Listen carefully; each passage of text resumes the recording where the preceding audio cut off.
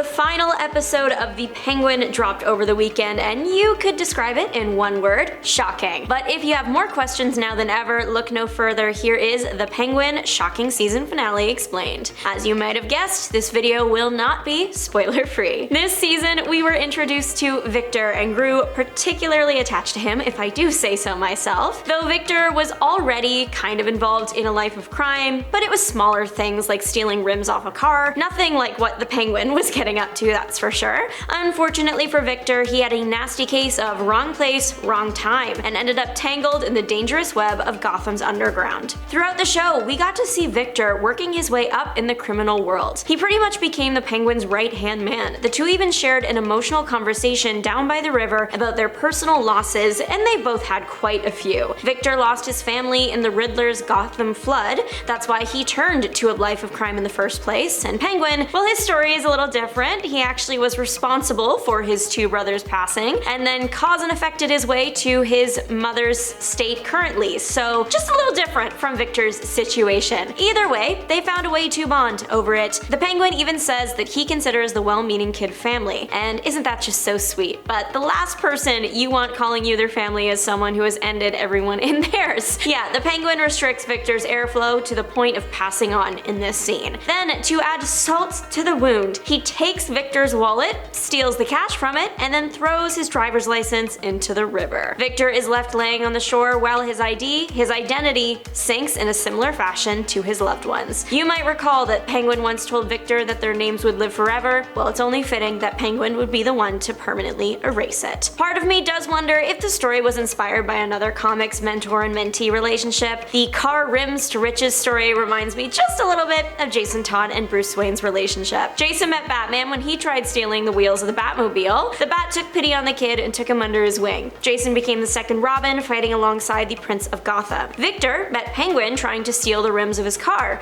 Unfortunately for him, the Penguin isn't looking to help anyone on any journey but his own, and Victor suddenly was working for the future Kingpin of Gotham. At the end of both boys' journeys, despite all their hard work and loyalty, they both tragically ended up 6 feet under at the hands of a famous Bat villain. What is nice about the Penguin show is that the villain stayed a villain. He sucks. Lots of villain-centered media has the villain realize the error of their ways in some capacity by the end of the movie or the season or the episode, whatever it is, and that does work really well for a one-and-done character. I mean, like, look at Megamind, the masterpiece. However, for a character like the Penguin, who will hopefully be sticking around to annoy Batman forever, having him unlock his good side just wouldn't do. The Penguin needs to be ruthless if he wants to control Gotham's underground and have any credibility as part of Batman's rogue gallery. Victor made him more human, a dangerous thing in a dangerous city. Oz summed up his character pretty well in the line he said while committing the act: "That's the thing about family. It's your strength, it drives you, but man, if it don't make you weak too, and I can't have that no more." The only exception to that rule, of course, though, is his mama. One thing about this man is he loves his mother, Frances. I mean, is it love? Is it obsession? Is it misplaced childhood trauma or mental illness? Maybe even all of it at once. Either way, Oz is devoted to his mom. We discovered previously that Oz has been the worst since he was a kid. He locked his brothers underground and left them to get overtaken by water.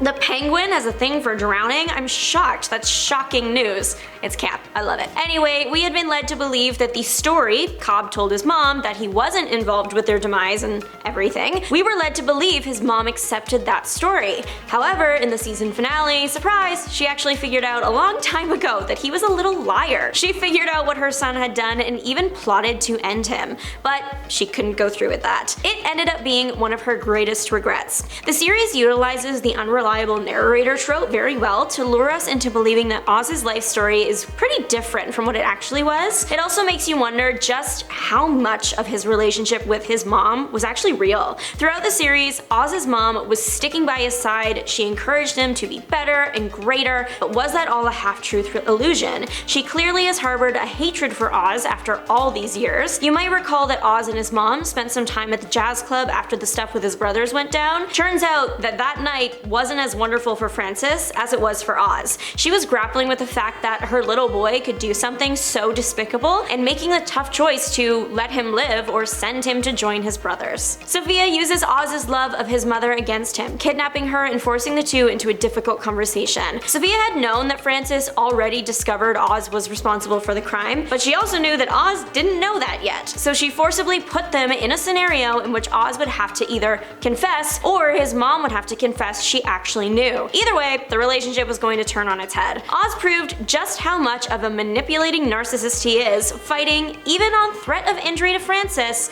that he was innocent. The situation proves too much for Frances, who's already dealing with so much emotionally and physically with her dementia, and she finally lets the unspoken family secret loose. She even shares that she wishes she went through with the plan she made for that night at the jazz club. She tries to finish the job today, but the situation is too taxing and she suffers a stroke that leaves her in an unresponsive state. And that's her worst nightmare and something she made Oz promise not to let happen to her. But ever the self-centered man, Oz does in fact keep her alive, and the last time we see her, she is in the penthouse of a new building facing the Gotham City skyline. It's like nothing even happened between the family. Creator and showrunner for The Penguin, Lauren LeFranc, shared in an interview with Slate that it was important that Oz always rationalized what he did and twisted the narrative to suit him better. She wanted people to be appalled by his behavior, since some of his worst acts, like what happened with Victor, had no reason to happen other than to make his life easier. She also shared that the sick reason Oz decided to keep his mother alive despite her wishes was that she, in his mind, betrayed him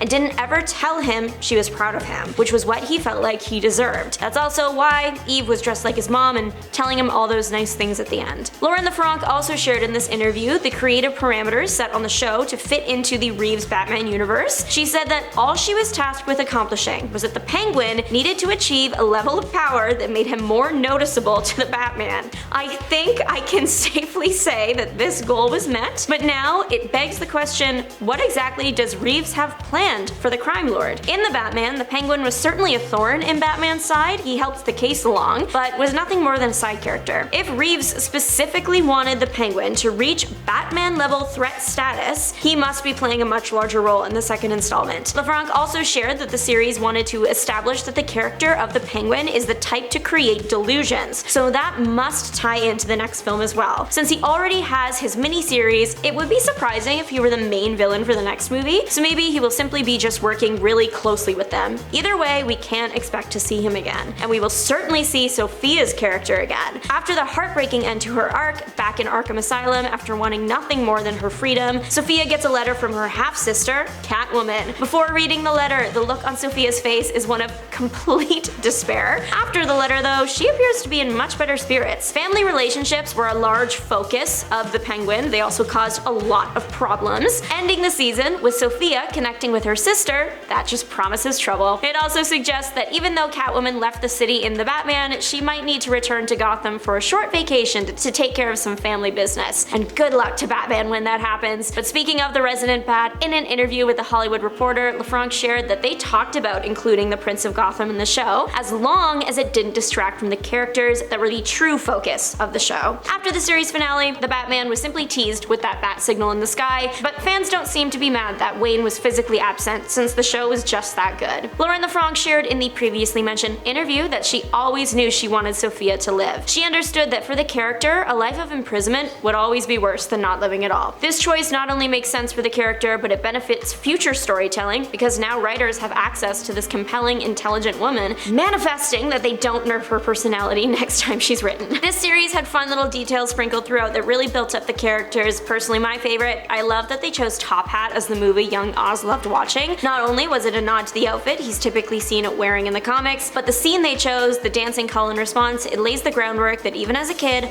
Oz wanted to be the one calling the shots. After all the terrible things Oz Cobb did, he does actually achieve his goal in the end, kingpin of Gotham crime and living large. Yeah, he is the worst, but I can't wait to see what he does next. But what do you think? Let us know. Bye!